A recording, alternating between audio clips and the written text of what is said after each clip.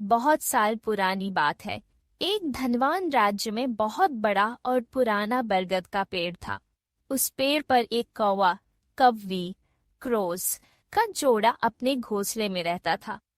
ये जोड़ा दिन भर भोजन की तलाश में और शाम होते ही लौट आता। उसी पेड़ के पास एक दुष्ट सांप, कोबरा, भी रहता था। कौवा और कव्वी का जोड़ा बहुत आराम से गुजर बसर कर रहा था। इसी बीच कव्वी ने अंडे दिए। दोनों बेहद खुश थे। लेकिन एक दिन जब वो बाहर गए तो सांप उनके अंडों को खा गया।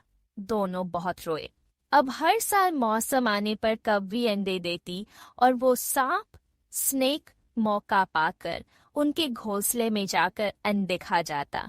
वो दोनों ही समझ नहीं पा रहे थे कि आखिर उनके बच्चों का दुश्मन कौन है।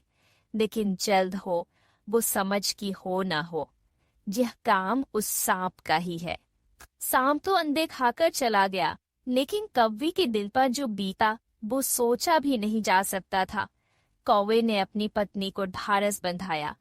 अब हमें शत्रु का पता चल चुका है, तो हम कुछ उपाय भी जरूर सोच लेंगे।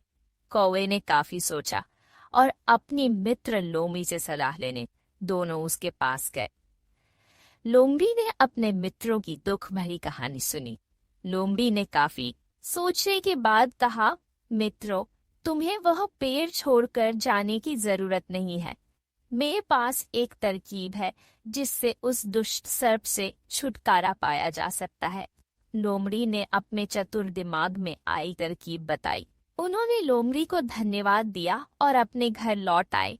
अब यही दिन योजना अमल में लानी थी।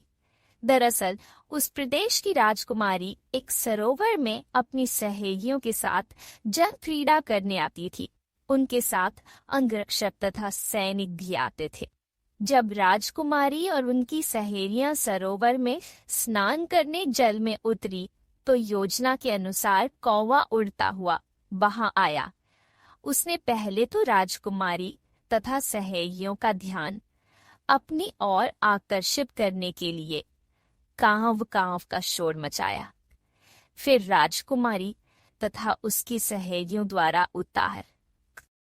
उतार कर रखे गए कपड़ों व आभूषणों में से राजकुमारी का प्रिय हीरे व मोतियों का विलक्षण हार में से एक हार चोंच में दबाकर ऊपर उड़ गया।